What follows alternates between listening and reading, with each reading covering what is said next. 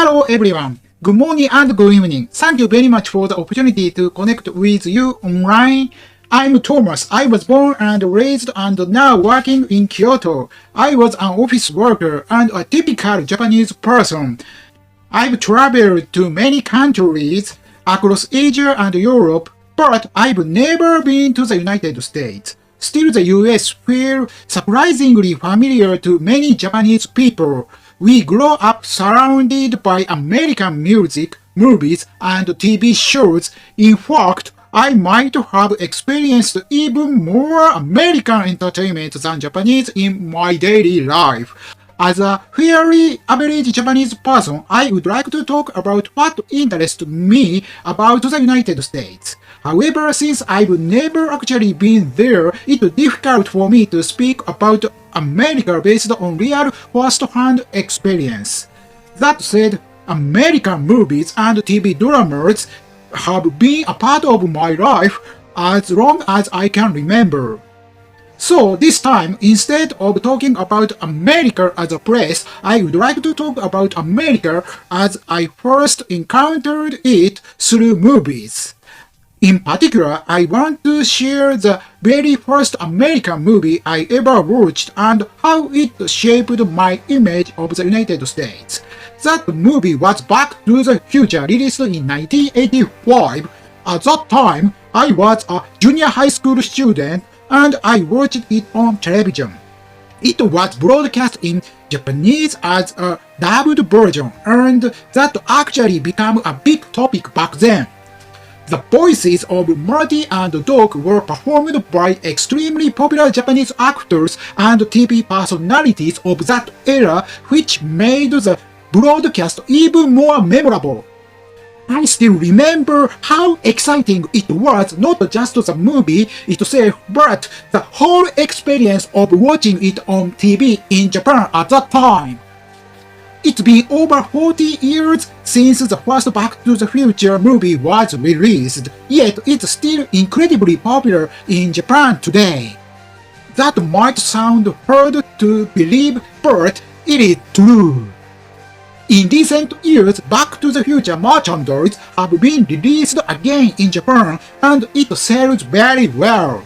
Japan also hosts comic convention events twice a year in Tokyo and Osaka.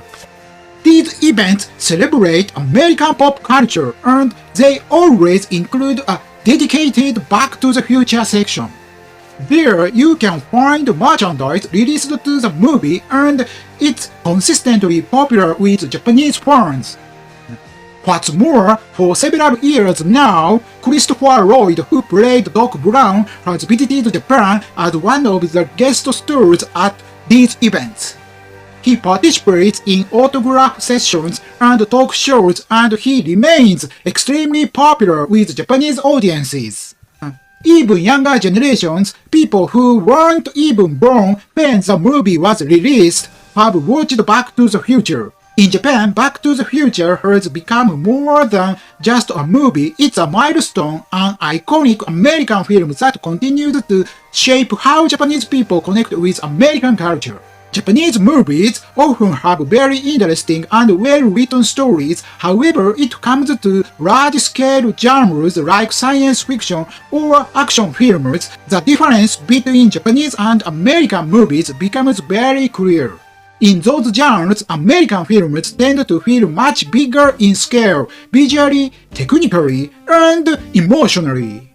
By comparison, Japanese productions can sometimes feel a bit old-fashioned or slightly theatrical and low-budget. Of course, there are exceptions, and some Japanese films are extremely well-crafted. Still, the contrast stands out most strongly in highly dynamic genres like science fiction and action. In those areas, the sense of scale, energy, and spectacle tends to feel very different.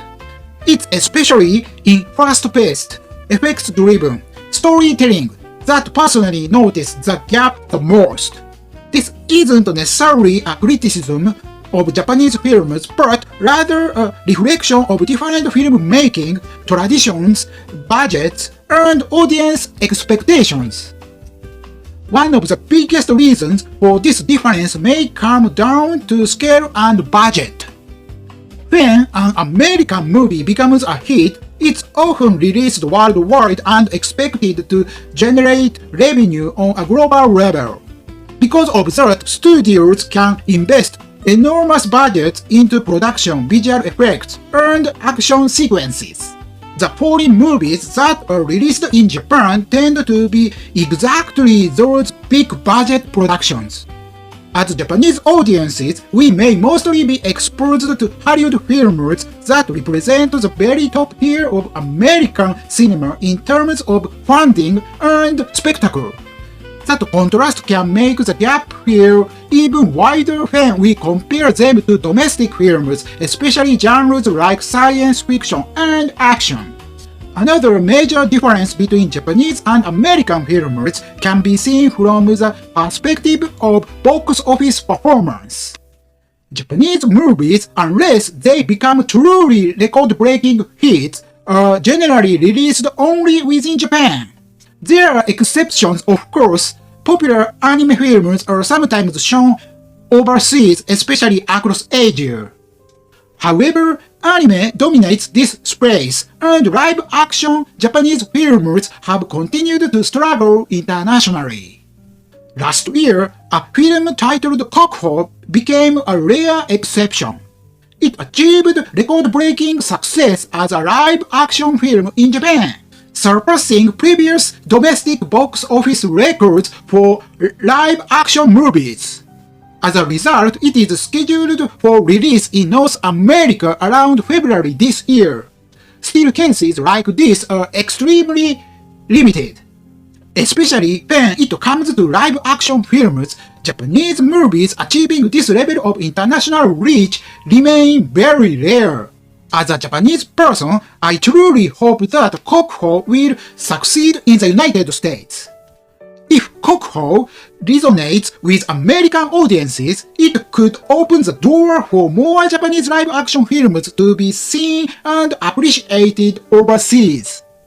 I believe this movie has the depth, craftsmanship, and emotional power to connect with people beyond cultural and language barriers. And as someone who loves both Japanese and American films, I generally hope this becomes a success story that bridges the two. By the way, I actually watched Kokuhou in a movie theater in Japan last year. Seeing it on the big screen made a strong impression on me, and it's one of the reasons I'm rooting for its success overseas. Let me briefly explain the background and themes of Kokuhou. The title Kokuhou means national treasure. In Japan, this term is used not only for objects, but also for people, artists, and performers who have dedicated their entire lives to preserving traditional culture. This film is deeply rooted in the world of kabuki, a classical form of Japanese theater that dates back over 400 years. More specifically, Kokuhou focuses on onnagata, male actors who specialize in playing female roles in kabuki. Onnagata are not simply actors in costume, they devote their entire lives to embodying an idealized form of femininity on stage through movement, voice, and presence. The film explores what it means to live as an artist whose identity is inseparable from their role both on stage and off. At its core, Kokuhou is a story about devotion, discipline, and sacrifice. It portrays the quiet but intense struggles of individuals who inherit tradition, carry expectations across generations, and constantly question their own worth. Rather than relying on spectacle or action, the film focuses on inner conflict, human emotion, and the heavy weight of cultural legacy. Even if you are unfamiliar with kabuki or Japanese culture, the themes are universal. The search for identity, the fear of losing one's place, and the question of what it truly means to dedicate your life to something greater than yourself. That's why I believe Kokuhou has the potential to resonate with audiences far beyond Japan. To be honest, I've never seen real kabuki on stage. I didn't know much about kabuki before watching this film. Still, Kokuhou worked incredibly well for me simply as a movie. I was fully engaged from start to finish, and by the end, I was genuinely moved. You don't need prior knowledge of kabuki to enjoy this film. The story, the emotions, and the performances are powerful on their own. That's what impressed me the most about Kokuhou. It goes beyond culture or tradition and delivers a deeply human and emotional experience. Thank you very much for watching. Please feel free to share your thoughts in the comments. And if you enjoyed this video, don't forget to like and subscribe. See you in the next video. Thank you very much. Goodbye.